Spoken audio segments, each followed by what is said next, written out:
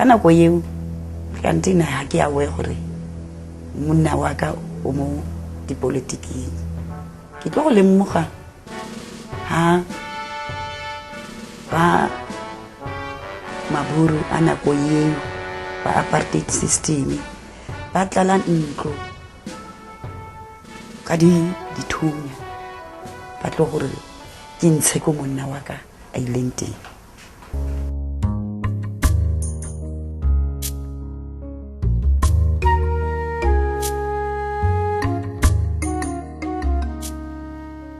Africa oye, Africa oye. Tunampenda Mungu to afford Tanganyika na Tanzania. Outstanding wisdom of a great and moral teacher. Genyi mini lakhali kude. Lithi naku imini yeza. Now that I have grown, I overstand to eternity. God in you made a seal of enlightenment and humility. Matsatsing ana mpe iyalapisa.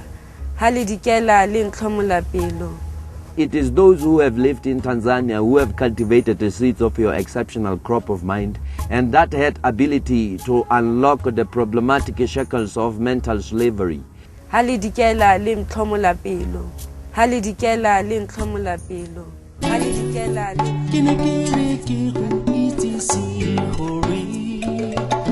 bana babula wakita kale wile naha baba hulu ba tsinyehi kiritala kimatsinyeho kiwena lela pahalisana mutu wame. I had an interesting relationship with my father, and I guess in a way I'm more like him, quite practical. What works, works, what doesn't work, doesn't work. We've always confided in each other. And as I was growing, my father was very close, very, very close to me. As a result, I knew about his political activities. Ele ele ngwana o ratang tata ga thata la ka bona motlhomo gona le seng se ke se dirileng se motlhomo se sa tata ga sa se rateng o setsa handata ga bona tata papa ha o le siko mama o na dira yana le yana le yana. I didn't know of my father's involvement, but I think as time went by and he was missing more often than not, then I could realize that somehow, as things unfurled, you know, he never really sat me down to inform me or to inform anyone of us. I don't remember, maybe my sisters would. I don't remember of any point where he said he was gonna or he's involved in anything. There is actually one trip that we took to Lesotho, I think 1978, and I think psychologically was basically preparing me to say, you know, you would have to be ready, anything can happen any day. And I think at that time he was also under a lot of pressure, you know. He was responsible for the underground movement in the Free State, I think, at the time.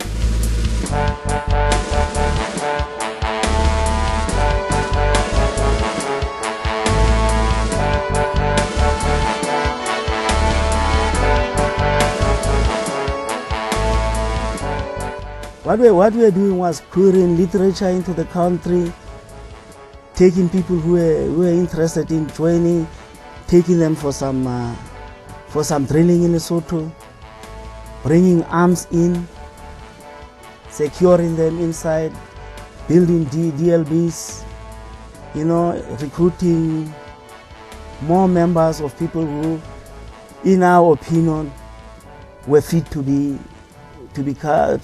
join our ranks. That was actually what was happening. The police were always looking for him. So I think at some point he started thinking that if he was to escape, for instance, and then what would happen to us, you know. I think he didn't want to leave my mother with the responsibility of having to look after us, or maybe us having to struggle whilst he's not there, you know. Kana koyo bothatanyana between na le e be le gore bothata bo ke tla mo gae ke re re tla le resolve bothata bo bo siame kanti ke ka nako eo nna ha ke le mo gae ke nako ya nena ntsa pa ka thuto at last tsamaya. So eventually, yes, came the day where we had to leave. I remember I was a year old when we left. And I had to take the responsibility of him being that young. Pini was also very young at the time. She was about 6 years. Bareng was about 7, 8. Yeah, 7. And you were 10? Yes. Ke tlo go utlwa ka moraga beke di le pedi gore a sa le yo mo the Southern Africa o sile and a sia o sile le bana. I wouldn't come back from Lesotho without having met with His Majesty the King then, Dalinjebo. He's the one actually who advised me, telling me that, you know, the struggle is coming to hot up so much that anything can happen to you. And if anything happens to you, and your children are still in the Free State in Bloemfontein, that for granted town, there's going to be a problem. Ndatwa bone ke motho o bogale thata. Ke motho o bogale. Ya no, ine tle re ha ka nggalefela. O mochimane ka gore na ba siana ka slip. Ona a phakisa gape ka speed go khutla ang haga. Papa. Popo. Barre.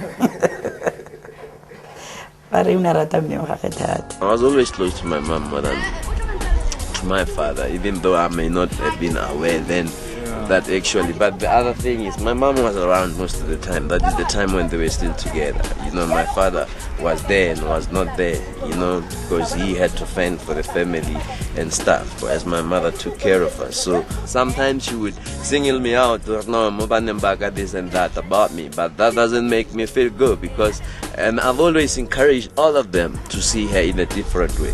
I think I've understood my mom from a different perspective.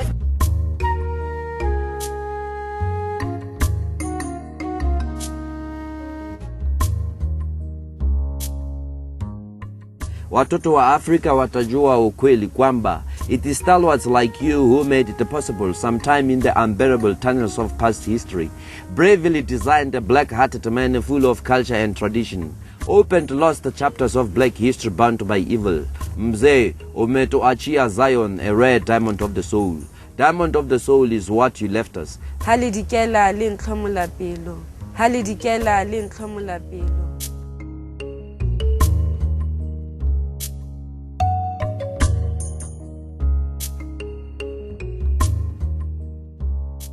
We got to Lesotho and then something happened. I can't remember there. Somebody fetched us, you know, like I said, which it was one thing from another, you know. That was a bit fast. And then I remember we slept in this house, only to find that this house is a refugee house. Hey, we don't sleep. What's a you know?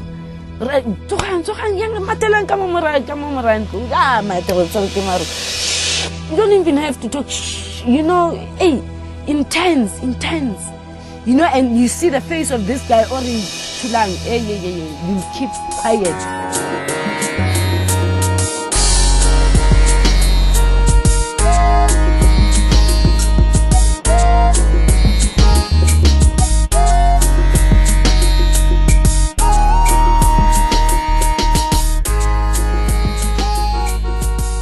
So the ANC removed them from Maseru to a place called Moreja.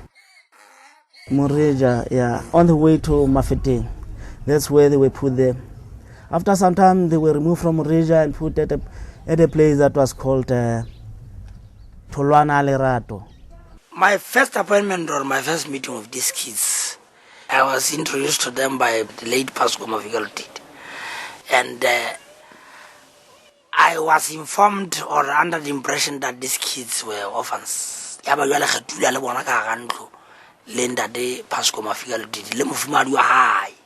ya ba re dula le bona ka ga ntlo ntate ga phela le bona bana. It was this huge house. A lot of people speaking different languages from, you should know that, I mean, I came from a Tswana speaking home, and then all of a sudden I'm stuck with people speaking Xhosa in the middle of nowhere, and some were speaking Zulu, some Pedi, and nobody had a real name.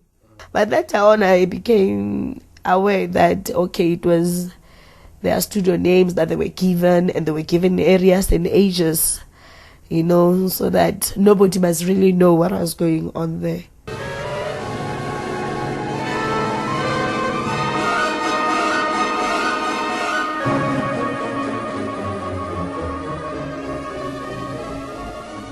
We used to have a house which was a hideout, and this house was given to us by the brother of the chief of Masiti. The brother of the chief gave us this house as a hideout for these kids and us as well, whereby during the day we would be doing our activities of being teachers, but in the night these kids were taken there to sleep. The house was next to the graveyard, so you can imagine when you just walk out of the front door, there is a graveyard there. So at times we would be scared because, sometimes there wouldn't be adults in the house. A dodgy house where during the day there's no movement, you see. Yes, at night it's worse. Anything that moves, it's trouble. You see, yeah. Lots of trees, dark, we see you'd get shivers. If somebody says keep quiet, you think something's terribly wrong, just because of the way in Ilinkating it's dark itself, and then I think there's another one, because I think that those were the back rooms. I think there's a main house ailing to Leona, not knowing if there were people inside or what. And another thing is that nobody could ever tell me where my father was. That was the last time I saw my father. I felt rejected. That's one. I felt a lot of rejection. And at the same time, I felt that if my father had to go and fight the Boers, he must do whatever he has to do. If it's leaving us there, it's fine. I will take care of the young ones. But you can imagine Tiro was pretty young, And in that type of a situation, nobody really cares about kids, to tell the truth. People are just worried about people dying in the country, people dying in the borders, people going to MK, people going to the UN to register, because when you get to the frontline states, you've got to register with the UN. The UN must take the responsibility of making sure that you travel to other countries. So nobody really cared about what was going on with the kids. So I had to make sure that they eat. I had to cook for them, bath them, wash them, There was a year where they didn't even have clothes for almost 3 years, The only clothes that we had were the ones that my father left us with. So we were actually there for each other, and we both felt the same way. I felt that I had been the figure that had to protect them. I had to always, we stayed next to graveyards. At one point we were living on our own, and, when there are knocks, I will always go there and check who it is, and, all normal things. If somebody does anything to them, I will do whatever it takes, yaanong ka baka kopa mosadi wa lekgowa ko ke dira teng gore a mphe matsatsi ka gone ganyane ne ke utlwetse ke utlwile ka mo ye dineletse gore ba ko Lesotho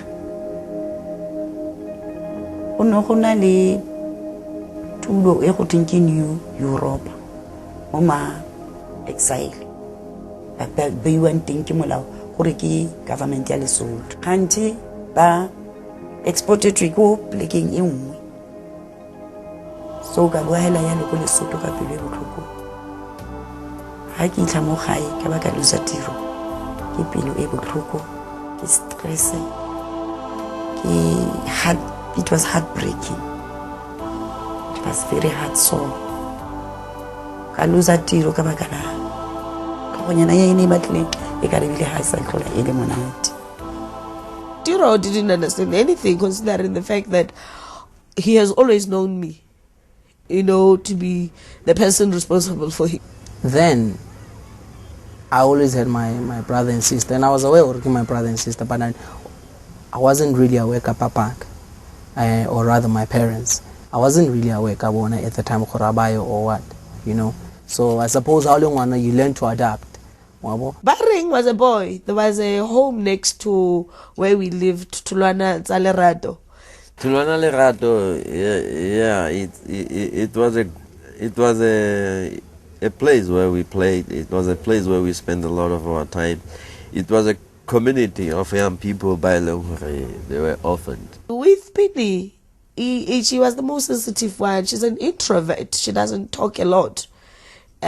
So we had to continuously explain that, no, don't worry, Papa says like, you know, console her and all that. We schooled there for some years, but now this brother was a bit rude, man. I'm sorry, but I told you he was cowarding us there. We stayed without food for some time, you know? Yeah, serious, you know? Hey, no, that was the harshest thing.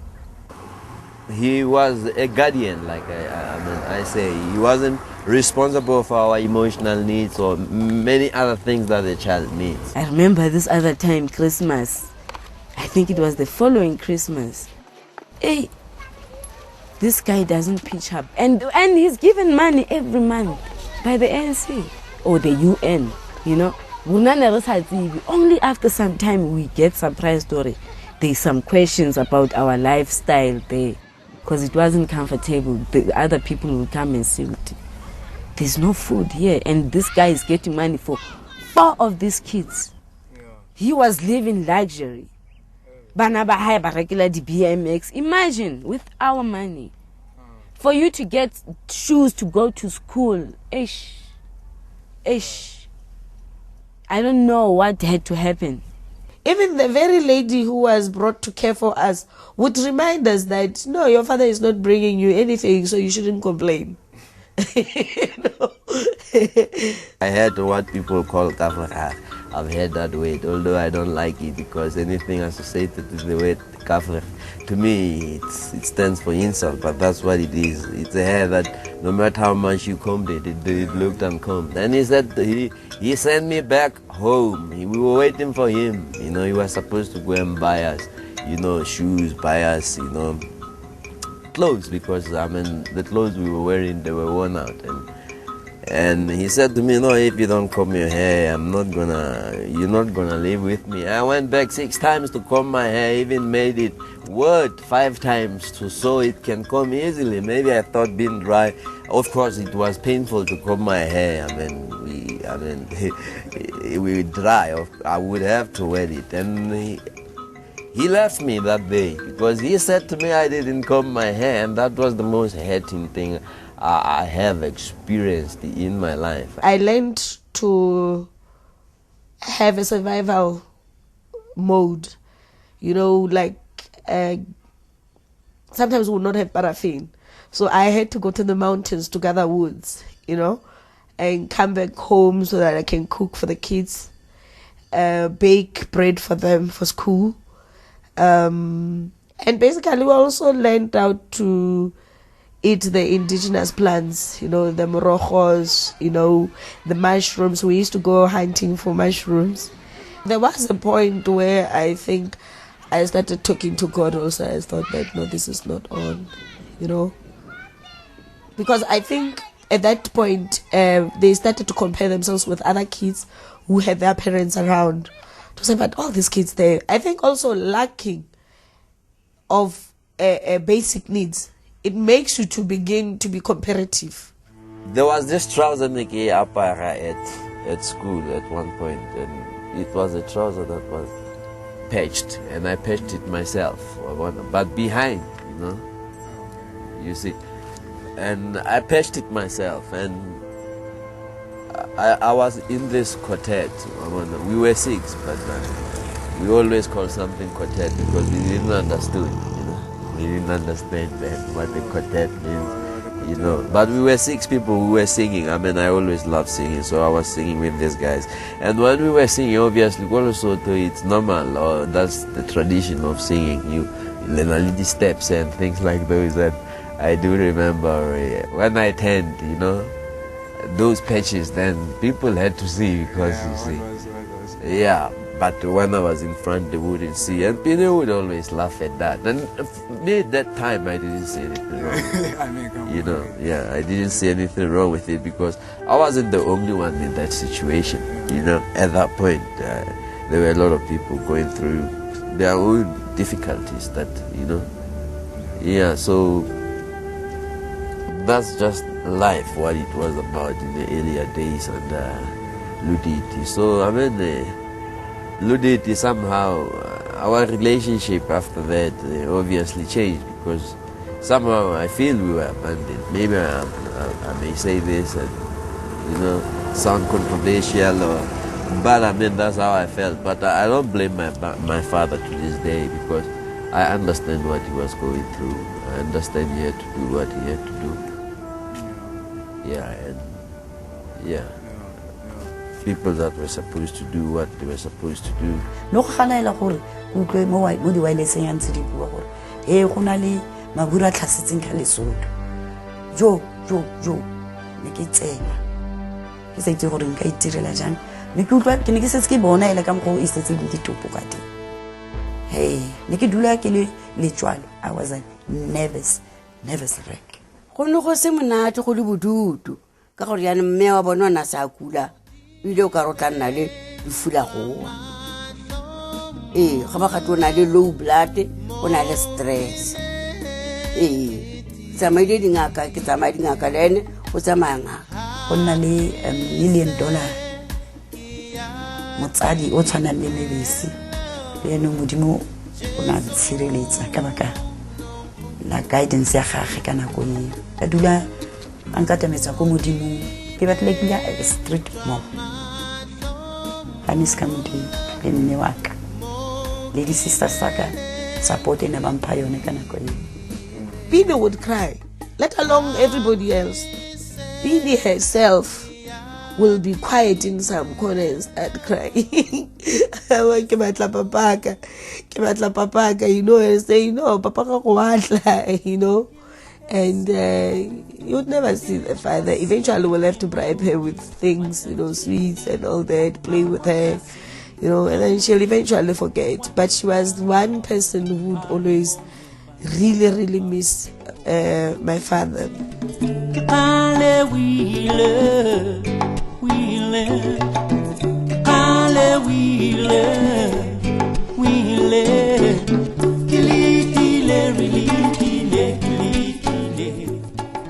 He came to check us, I think it was after a year, after the banning and the moving from one house, you know. So he came to check us because he had never seen us since we left. And how? But it can look on papa. Our energy is there. How? Okay, papa. No,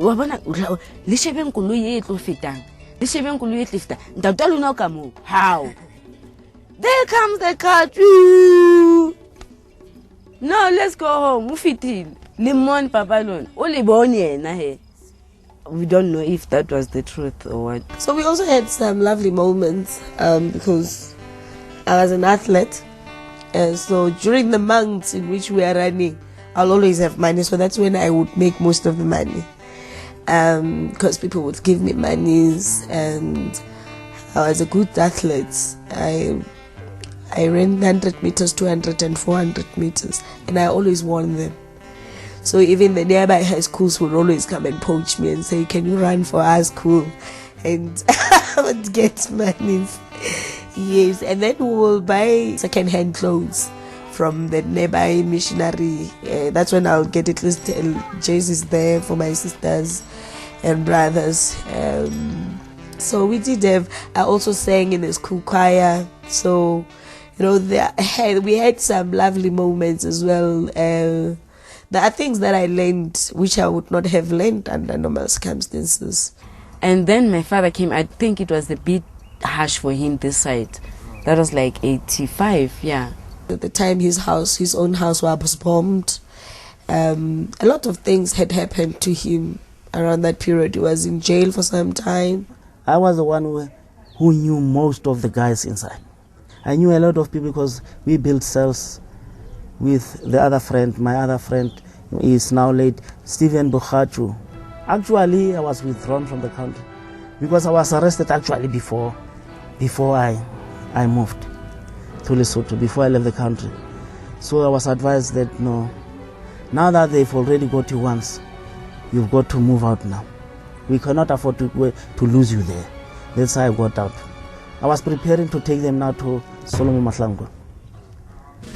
In 85, the Boers used to send, they sent about 2 lists of people they know are still in Lesotho. And they were advising the Lesotho government to get those people out of Lesotho, or otherwise they would come in and face those people themselves. So that's how I got out of Lesotho in 85, together with the children there. Diamond of the soul from which mankind may draw mental and spiritual emancipating values, and fountain of life in line with the revelation unfolding, the rediscovery of the history of the land of the gods, lively and known today as you restored it from the deceitful one that had been sneaked into Africa by slave drivers and pirates of the sea, who had caused damage to Zion's understanding and human value in content of black character. Ukiingia chumba moja kwa moja, unaambiwa karibu, karibu.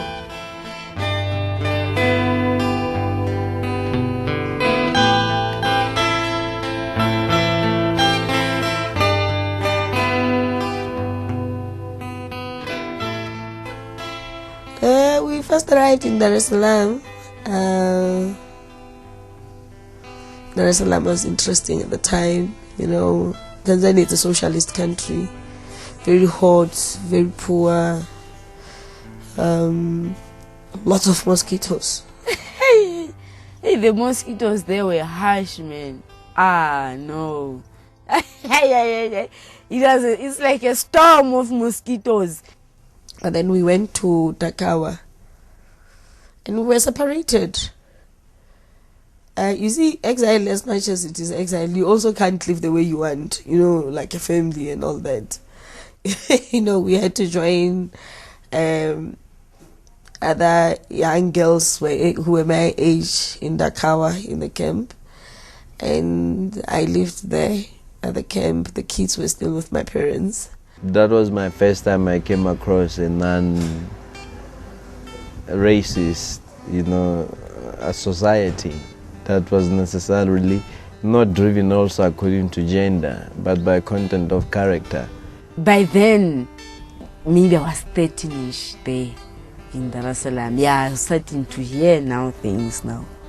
Which we going to school, I think there was an issue about my sister going to the army. Then my father, I think, fought that. They were taken first to Solomon Mahlangu for school because the school was on then. So we were building Dagawa now then. You know, Dagawa, we were felling trees that we were given a jungle to clean so that we could build. There we lived the military lifestyle, you know. Every morning at 5 we are already trotting.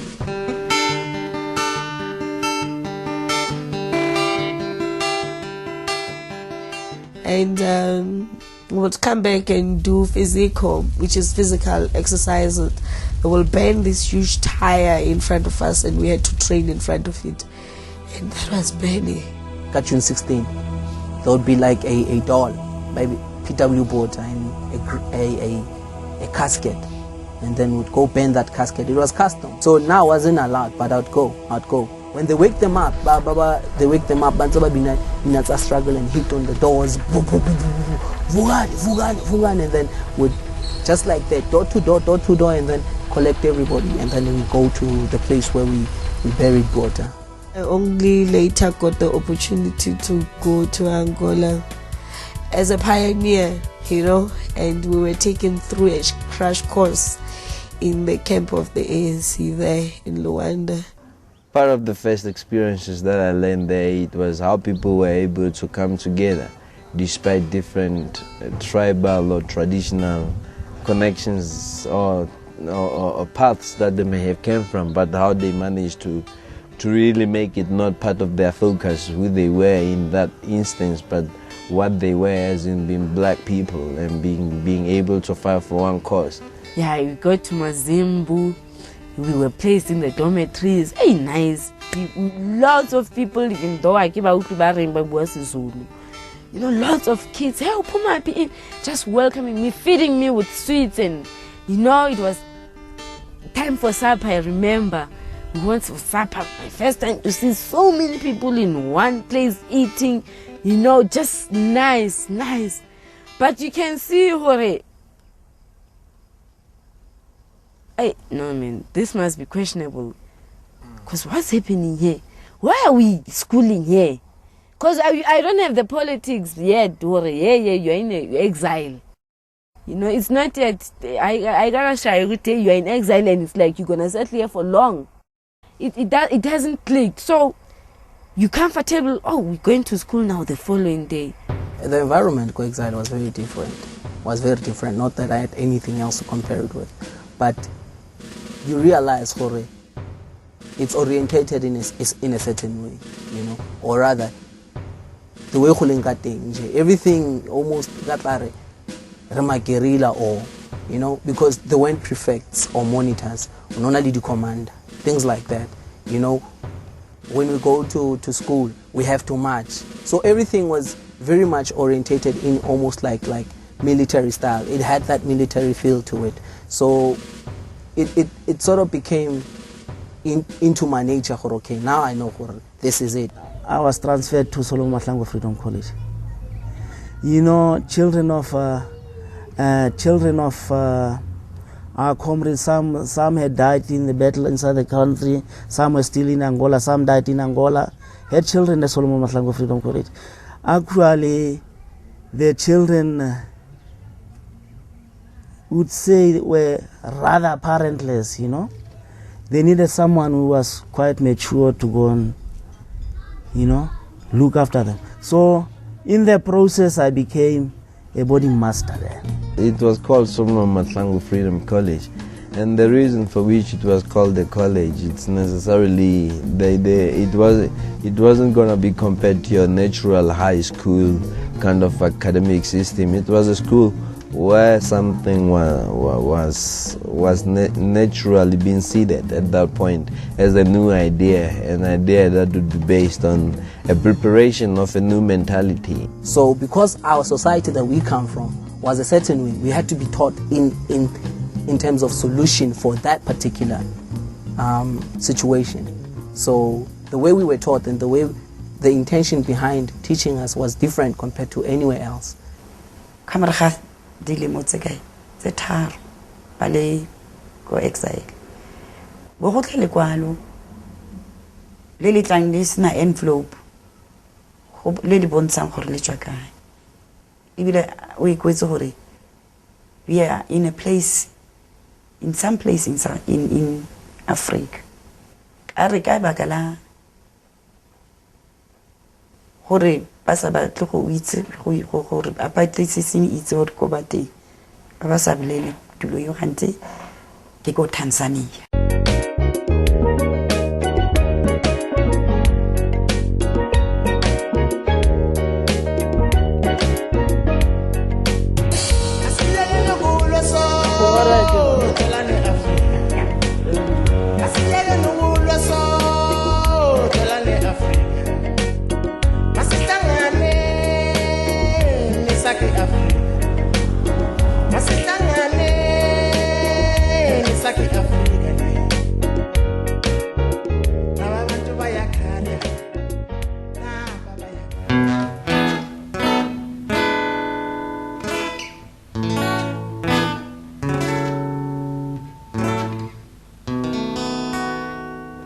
How I know my sister, it's way back go Tanzania while we were in the camps, go Somafco. Ubaba Pongo, he was the headmaster of Ilento. Amadometri, yeah, everything. He was a father to us. Kids are kids. You cannot change them, but you have to treat them the way they are as a father, nothing else. I'm happy to see her. I last saw her 1992. She was always a dynamic kid. One thing for sure is that she's always been very full of life. And she was a kid who always had a smile on her face. And I think that's basically what has made her who she is today.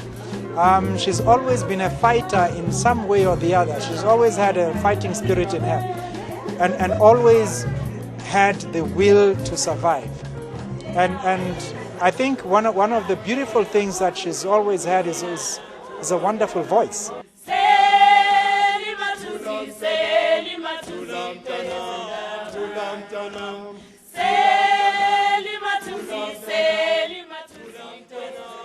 Coming from South Africa and having understood what kind of an environment was being prepared there, it was an environment where you were when you were good in something, you were pushed towards that direction.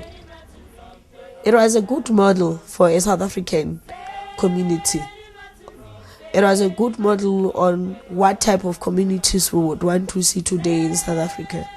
You know, a community that worked together. When we came back home, there was this board, you know, in this is where we had a nursery where young school kids would go. So this board, it's a board where you would be shown, right, who is living, who is not living. I realized that my name was there, and I made the choice to come back home, no matter what my father thought or my father wanted. But I felt that I had had enough experiences that I needed at that particular point. I didn't feel that there is something for me that is left.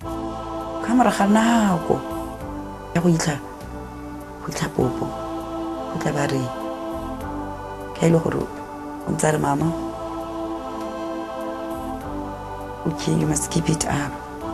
Try to get harder.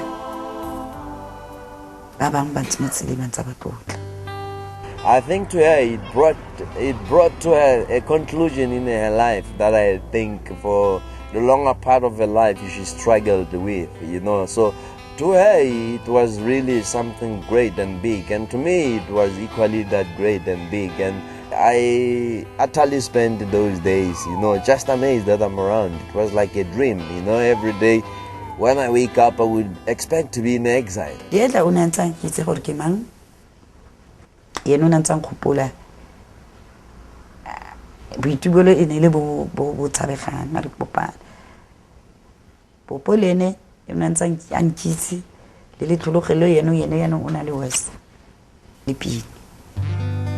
First time I saw my mom, I saw her from a distance.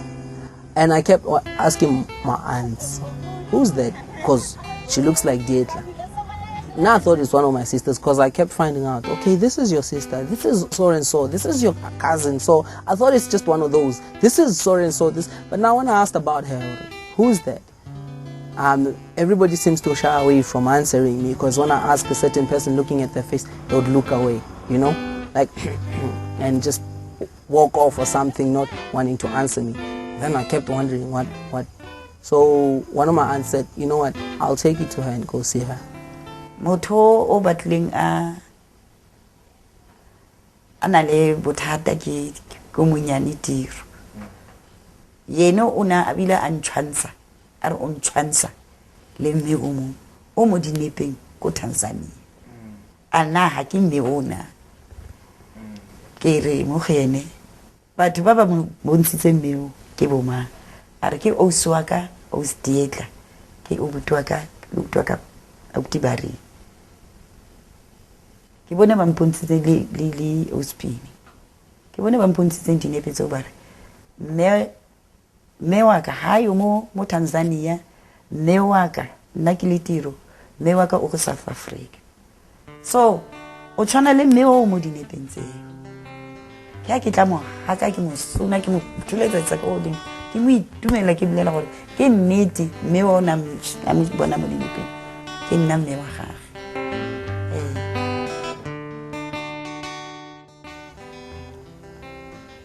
It wasn't just her. It wasn't just her. It was also my granny. It was my granny, my mother's mom. So honestly, when a moment like that comes, whatever I feel, if it's to the extreme, it's almost like there's no emotion in me, you know. Because now here's something big happening, and I got to fit all of that in just that moment, you know. So my excitement was beyond. There were questions in my mind. There was things I wanted to ask, say, and you know.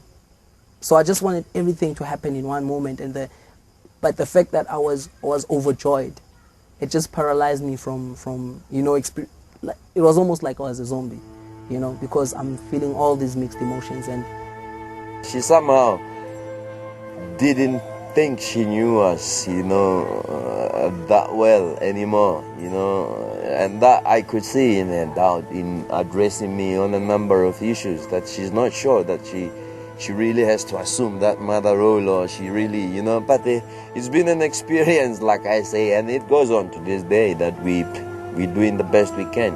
Hona le bothatanyana ha o setse o ithuta ngwana gago e setse le mme e setse le ntate o build gape relationship le ngwana gago go tloga ko tlase a setse a godile o gona le bothata mo yeo e batlang di-counseling tse di strong.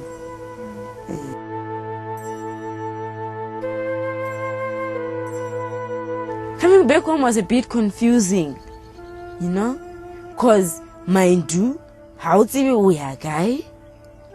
Are you gonna be received? Where you going? Is the family? You know, my mother. I don't even know if I really thought I'm gonna see my mom. There were a whole lot of mixed emotions about coming back home, and I'm one of those who didn't want to come back home. Simply because I had built myself a bit of comfort. I knew the language, I knew how to trade with the people, I knew how to survive in that circumstances. It was a journey. It was almost like a new journey, you know. I know for everybody that came back, it was a new beginning.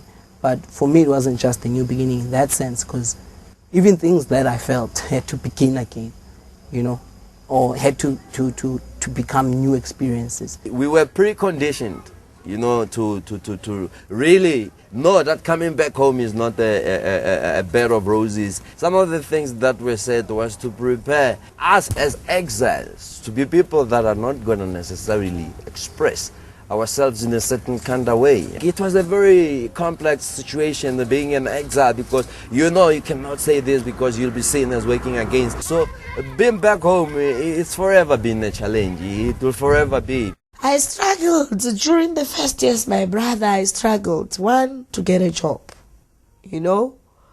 At the time, I think I'd already advanced myself into a degree, you know. I still couldn't even get a job with a degree. We created work for ourselves. We'd go to people who had posts, and then we'll deliver it on their behalf. And then we'll get money out of that. The municipality will pay me for having delivered. I also had a friend of mine, Panyaza Lusufe. At the time, he was an editor for Kyalami News, you know. And I spoke to him. I said, listen, give me an opportunity to deliver these papers. And then he would give me the opportunity to deliver Kyalami News. And to tell the truth, it did give us money.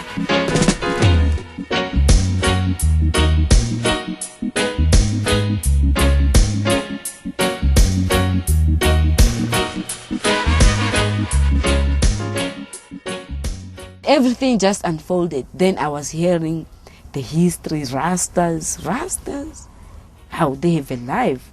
They believe in God. What kind of a God? Haile Selassie. Oh! So there is this guy that came to launch a Rasta church, Bonajis. So Bonajis came 96, and I only came to know Rasta 97. So for me, yeah, it was a perfect timing, you know, because I went into this church quick, you know, because I think that was what I was searching for. I have this irid. Somebody said I have an irid that loves singing, you know. So yeah, I think that's how I got. Immediately I got Nayabingi. That was it. I knew this is it.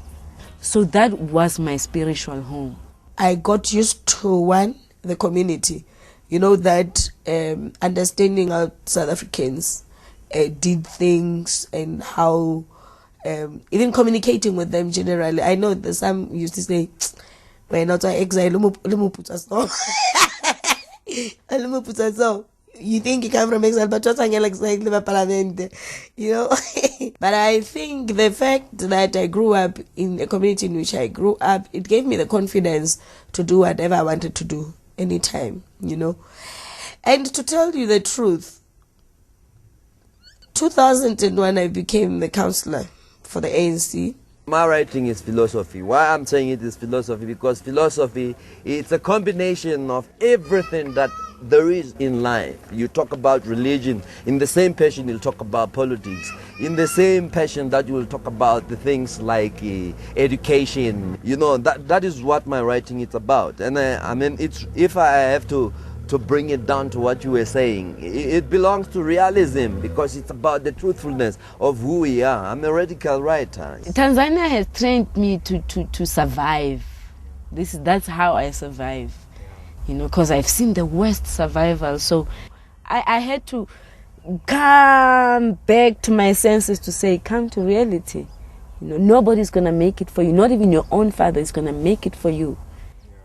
That's where Rasta comes in my life, you know, so because it's a guidance, you know.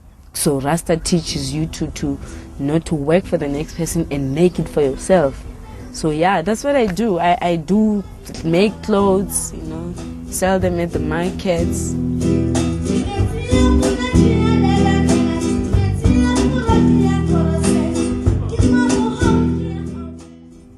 Yeah, and music, I sing.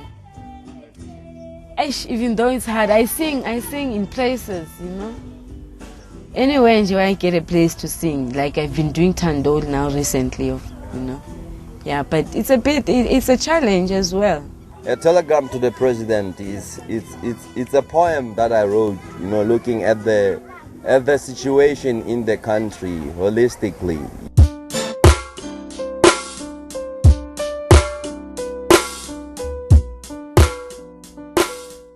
Your Honorable Head of State, I deliver this message in a rush. Excuse my not introducing myself first as protocol. Mr. President, I'm in a rush because I have witnessed the contempt that makes Mzansi a joke of the century. A joke of the century in state addresses of the past and a colorful, fashionable outing in the annual opening of Parliament. Wow. And for almost a decade now. However, that is not the reason for my being in a rush. Mr. President, I have witnessed the anguish strangling poverty-stricken constituencies. Whilst Mr. Chancellor is spinning away recklessly in a German sedan, I am a spokesperson of my conscience. But Mr. President, this is not an isolated voice of a dissident, but I'm speaking on behalf of the down-pressed. Mr. President, we are the children of the twilight, and truly so, born of the will of the head cornerstone, and for that, history must repay us.